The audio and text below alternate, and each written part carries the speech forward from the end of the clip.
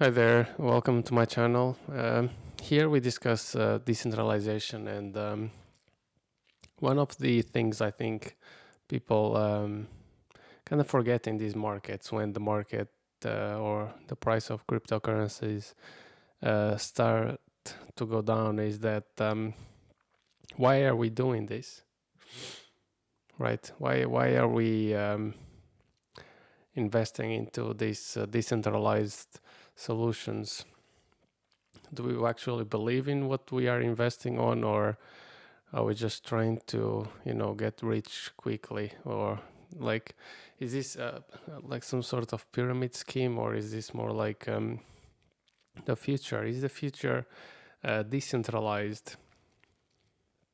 So I think like if we really believe like in the vision of the cryptos, like why do we need the decentralization?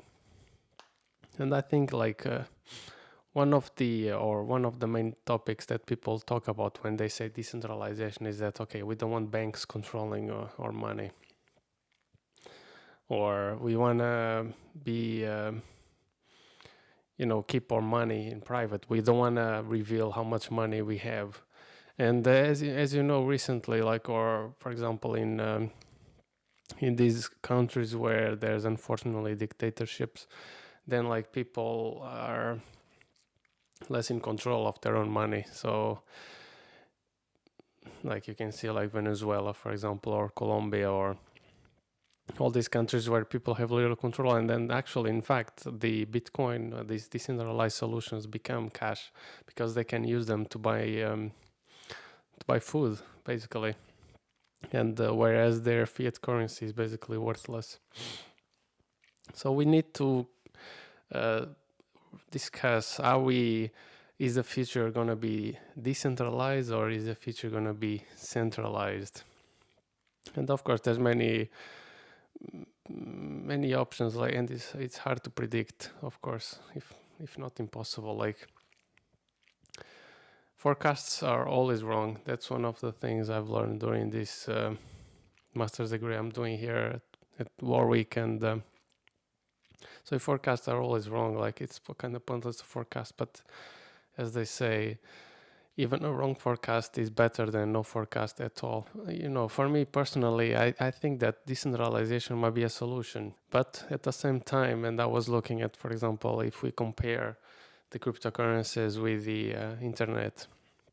So in the beginning, the internet also had this, this irrational exuberance where people were leaving their jobs in order to start trading stocks or startup stocks.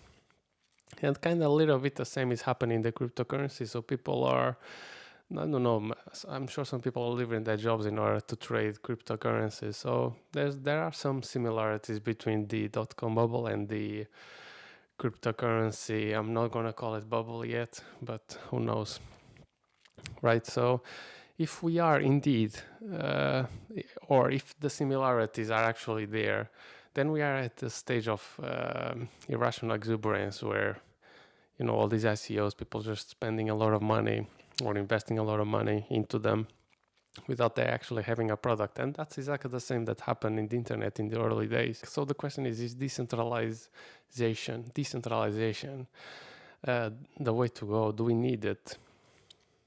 And look at the internet. So the internet kind of started decentralized, and then, as it evolved, it became kind of centralized. So fewer and fewer companies own most of the products online. Look at, for example, Google. They own the biggest search engine. They own this channel right now on YouTube. They own plenty of other products, Gmail, and Facebook. They own Instagram. They own WhatsApp. They own, like, they wanted to own Snapchat. Snapchat didn't sell to them. They basically killed them with the Instagram solution. So all these big corporations own the internet. So the internet kind of went from decentralized to centralized. So is this the same that's gonna to happen with the cryptocurrencies? Are we going from decentralized solutions like, Bitcoin? I don't even say Ethereum is decentralized, because, as you know, there's been some discussion about is Ethereum decentralized, because Ethereum, majority of Ether is in the hands of fewer people, like not everybody, but the same with the Bitcoin. But anyway, let's say Bitcoin decentralized. Are we moving towards everybody having Bitcoin, or are we moving towards Ripple, which is a much more centralized solution and kind of solves one of the issues that cryptocurrencies are trying to solve, which is the the fast exchange or the quick exchange of value or money between parties. As you know, like now is extremely a long process to send money from one bank account to another, and even though there's news that banks are using Ripple already, some banks are using Ripple to speed up the process, it still takes days. So that's, if that problem is the problem that actually cryptocurrencies are trying to solve, then it's going to be solved with Ripple. So why do we need decentralization? It's hard to say. It's hard to say indeed. And I think that in some circumstances, decentralization it is good, as for example the countries that I've mentioned that suddenly dictatorship takes control. China, for example, is a dictatorship kind of place where there's a lot of censorship and stuff like that. And in those countries, yeah, decentralization definitely makes sense. But I live here in Europe, and I don't feel like threatened by the governments or the banks. I might be blind, but I do trust them, and there's like solutions in place. Let's say, I think in Europe, if something happens to the bank, you have the right to get up to 100,000 euros back. So if we were in a decentralized world, then that could not happen. Another issue is that with decentralization, like fewer people are going to have a lot of wealth, compared to others. Like in the cryptocurrencies, tech-savvy people will definitely have more wealth than the average person. So I'll just the thing is, like, no one knows the answer. No one knows if the decentralization is the future. We are trying to go towards that way, but it's hard. It's hard to know for sure if this is actually the way to go. But the point of this video is to basically leave it out there that this is actually what we should be discussing about. Is decentralization the future? Do we want to move towards decentralized products? And that's something that I will discuss in this channel. So if we are moving towards decentralization, then you should not worry about all this market fluctuation. The market is volatile, and that's the way it is. So if we keep focus on the fundamentals, and as long as you invest what you are willing to lose, and all these stuff they talk about, then I think you're gonna be all right, because that's the way we are going towards. So it's up to you. Like, do you believe in decentralization? I'll be interested in knowing. And me personally, I think it does make sense in some situations, as I've mentioned, but it's still hard for me and I think for everybody else to wrap their heads about how this new economy is going to work in practice. For example, these mechanical Turks, where you can pay small amounts of money to people to do micro tasks. Definitely cryptocurrencies and decentralization helps here, or make small payments. So micro payments, like, I don't know, less than a cent.